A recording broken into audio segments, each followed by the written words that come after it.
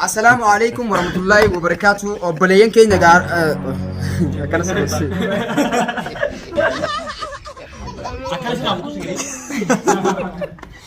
أيوب كوسين قادسين. ولا كوسين. السلام عليكم ورحمة الله وبركاته. أنا ترجع فورا جنبك يجيل كينيا ندي بكفاجو خانتي. Lalu jujur bisa dulu sana soalnya. Akan dengar siapa? Irau dan atau berapa? Dengar siapa? Agak macu. Assalamualaikum. Oh itu nih. Video. Assalamualaikum warahmatullahi wabarakatuh. Agam gini. Gini malu malu terlalu lisa. Assalamualaikum warahmatullahi wabarakatuh. Aran terlihat gemacu gini. Aran dufne berkuat. Aku kan. Aran ni gemacu gini dufne. Wallahi boleh sekenya itu tu kerja na. Ain lihat kerja kita kati kuno. Asyik ya na. Wah khas. Dah ikut wallahi seperti itu. Kita doa. Anu pun nama arus pokok ada anak dulu dulu. Amma kasih assalamualaikum. Na to besar. Namurad bacu pada. Kau ini lihat anak dulu. Wah maas kalau merfe. Kamera kau jelas ya. Abelagi assalamualaikum warahmatullahi wabarakatuh. Aku bekamuti arah huno. Hayu shawis befet jira.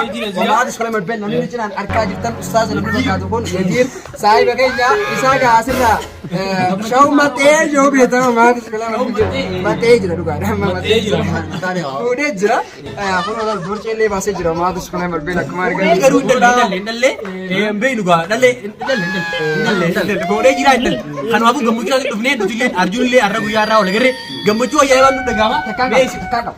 والله بالله يدير جاتون لبيتن خبجا قدا اسم بلا كبا وري تيك توك رجلتن هدو اكجالتنيس ابدي قدا رسيدا كبا منافو نموني هدو ونيس ما ياسي في رادفي ونيس بابل رادفي ونيس دريدا رادفي ونيس غغري رادفي والله وبالله كريم نموتو اماس مغيناس اني ولدفني انيس كم بچر راين في خنافو يدير كنيا هدو كجالنا هدو فينا يوتيوب ايو شكرا سبسكرايب غرا لايك غرا شير غرا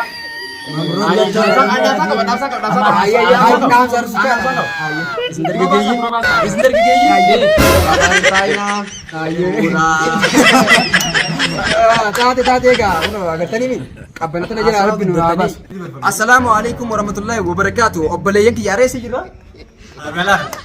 Harar jirraa jira maadu shaqalee marbeel harar aruuza yadir bira dhufnee jirraa maadu shaqalee marbeel akkuma beekamutti gaa obboleessa keenyaas toobatee jira agartanii jirtan nama toobate hunda arduuf irratti deemee mana irratti deemee maadu shaqalee marbeel viidiyoo waraabaa jira kanaafuu arree eenyufaa qabannee dhufnee jirraa hayyuu show magaalaa dadarirraa akkasuma obsaa baabileerraa ismaartishaa magaalaa diridaatirraa firoo maayaasiitirraa anis kombaljarraa waliin dhufnee magaalaa hararitti gammachuu obboleessa keenya yajiir waliin qoodannee as argamneeti jirra kanaafuu yadir keenya mabruk